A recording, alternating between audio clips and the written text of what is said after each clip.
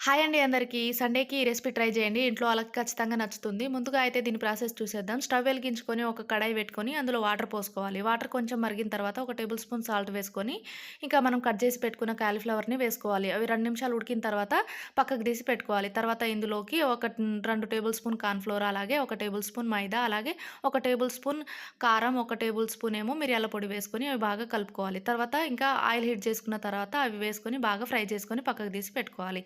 మళ్ళీ స్టవ్ వెలిగించుకొని ఒక 2 టేబుల్ స్పూన్ ఆయిల్ వేసుకోవాలి కడాయిలో. తర్వాత మనం చిన్నగా కట్ చేసి పెట్టుకున్న గార్లిక్స్, అలాగే పచ్చిమిరపకాయలు, ఒక మీడియం సైజ్ ఉల్లిపాయని ఇలా వేసుకొని బాగా ఫ్రై చేసుకోవాలి. తర్వాత ఇందులోకి ఒక టేబుల్ స్పూన్ కార్న్ ఫ్లోర్‌ని ఇలా వాటర్‌లో కలిపి వేసుకోవాలనమాట. తర్వాత ఇందులో red chilli sauce, soya sauce, vinegar, అలాగే గ్రీన్ చిల్లీ సాస్ ఇవన్నీ వేసుకొని అవి కొంచెం ఫ్రై అయిన తర్వాత మనం ముందుగానే ఫ్రై చేసి పెట్టుకున్నాయి కాలీఫ్లవర్‌ని ఇందులో వేసుకొని అవి కొంచెం ఫ్రై చేసుకున్న తర్వాత ఇలా లాస్ట్‌లో కొత్తిమీర చల్లుకుంటే అయిపోతుంది.